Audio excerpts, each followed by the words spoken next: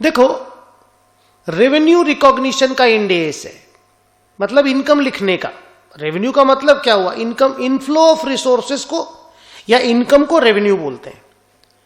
So when in the ordinary course of business activities you earn some income, we call it revenue. Sale of goods is a revenue, tuition fees for me is a revenue. तो मेरा जो भी ordinary course of business activities है उसमें जो भी income हमको मिलता है वो मेरा रेवेन्यू है। कॉन्ट्रैक्ट का डेफिनेशन वही है जो लीगली एनफोर्सिएबल एग्रीमेंट होता है। A contract is an agreement which is legally enforceable, आपने पढ़ा होगा 11th 12th में। तो कॉन्ट्रैक्ट का डेफिनेशन वही है, it is an agreement that creates enforceable rights and obligations. किसी के माथे पे कुछ ऑब्लिगेशन होता है, कुछ राइट होता है। अगर मैं तो ऐसे बोलूंगा कि जो दो पार्टी होती है ना, मान लीजिए एक बायर है, एक सेलर है। मान लीजिए मैंने आपको प्रॉमिस किया कि मैं आपको 40 केजी राइस दूंगा। आपने प्रॉमिस किया कि पर केजी राइस का आप हमको 100 रुपीज यानी टोटल मिला करके 4000 रुपीज दोगे। So you are the buyer, I am the seller. मेरा कुछ ऑब्लिगेशन भी है और मेरा कुछ राइट भी है। आपका भी कुछ ऑब्लिगेशन है, आपका भी कुछ राइट है। मेरा ऑब्लिगेशन क्या है कि मैं आपको चावल दूं, राइट क्या है? आपसे पैसा लूं। आपका राइट क्या है? आप मेरे से चावल लें। आपका ऑब्लिगेशन क्या है? आप मुझे पैसा दें। तो नॉर्मली क्या होता है, when there is a contract ना, दोनों ही पार्टी का कुछ राइट भी होता है और कुछ ऑब्लिगेशन भी होता है। ओके, सो कहते हैं कि when you talk about a contract, contract अगर हो गया तो तुम भी और मैं भी, बायर भी और सेलर भी लीगली एनफोर्सिएबल राइट रखता है। मैं ये राइट रखता हूं कि तुमसे तुम्हारे ऑब्लिगेशन को पूरा करवाऊं। तुम भी ये राइट रखते हो कि तुम मुझसे मेरे ऑब्लिगेशन को पूरा करवाओ। That is a contract. और कस्टमर कौन है? जिसे मेरे लिए तुम मेरे कस्टमर हो। Say I am providing services of teaching CA final financial reporting का paper. You and me has contracted, हालांकि हम लोगों का कोई रिटन कॉन्ट्रैक्ट नहीं हुआ, पर आपने एडमिशन लिया, वो ही कॉन्ट्रैक्ट है। मेरे वेबसाइट पे ऑफर है कि हां आप आओ, ऑफर एक्सेप्ट करो। आप आए, आपने एडमिशन लिया, तो कॉन्ट्रैक्ट हो गया। अब अगर मेरा कॉन्ट्रैक्ट आपके साथ हो गया तो मेरा ऑब्लिगेशन क्या है? मैं नोट्स बनाऊं, तुमको नोट्स दूं, मैं पढ़ाने आऊं, लेक्चर रिकॉर्ड करूं, तुमको लेक्चर दूं, पेन ड्राइव में दूं, तुमको गूगल ड्राइव में दूं, तुमको क्लास में आकर के लाइव पढ़ाऊं, तुम्हारा सिलेबस कंप्लीट कराऊं। मेरा राइट क्या है? तुम मुझे पैसे दो।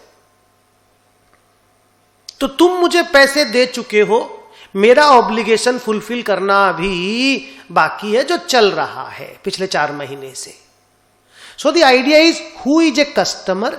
ए कस्टमर इज ए पर्सन और party that has contracted with us to obtain the goods and services which are our output in exchange of some consideration.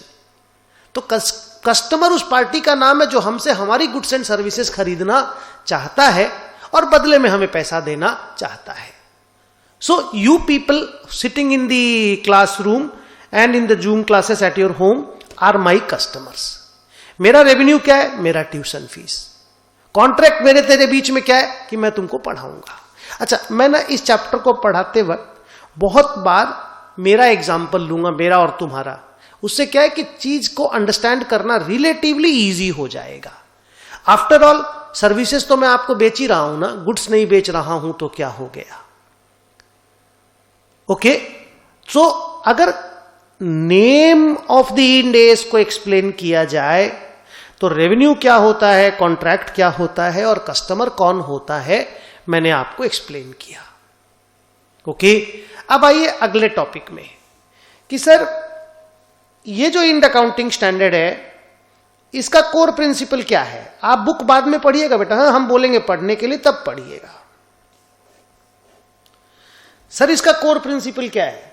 इसका कोर प्रिंसिपल, हार्ट जिसको बोलते हो, इसका हार्ट क्या है? इसका हार्ट ये बोलता है कि कोई भी आदमी, कंपनी अपने इनकम में, P&L में सेल जो लिखेगा ना, इनकम जो लिखेगा ना, वो ऐसे होना चाहिए कि भाई उसने, उस सेलर ने, उस रेवेन्यू के कमाने वाले ने जो गुड्स एंड सर्विसेज ट्रांसफर किया ना, उसके अगेंस्ट में उसका जितना हक है उतना रुपया ही P&L में इनकम क्रेडिट होना चाहिए। सर मतलब नहीं समझे? मतलब समझाते हैं, आप टाइम दीजिएगा थोड़ा सा।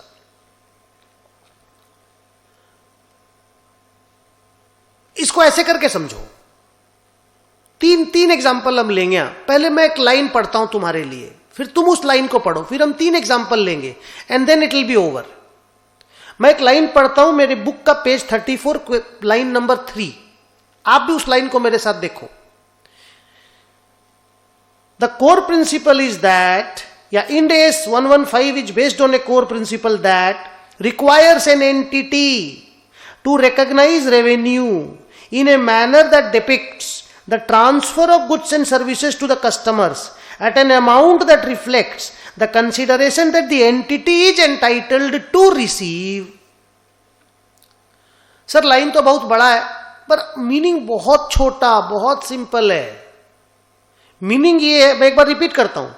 The core principle requires an entity to recognize the revenue, income लिखो, to recognize the revenue in a manner that depicts the transfer of goods and services to the customer at an amount that reflects the consideration that the entity is entitled to receive.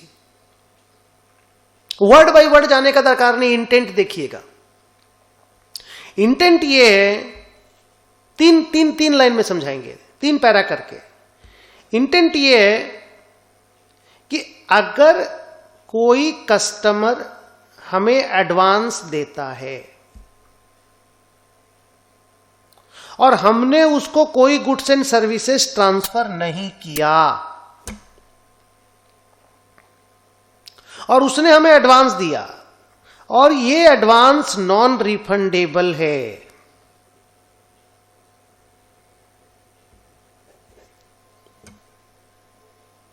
Advance है, non refundable है, हम उसको goods and services देंगे, वो order cancel नहीं कर सकता। क्या कैश मिलते ही रेवेन्यू रिकॉर्ड हो जाना कोर प्रिंसिपल एक्सप्लेन हो रहा है। उसके बाद पूरा Ind AS इस कोर प्रिंसिपल के आजू बाजू में घूमेगा।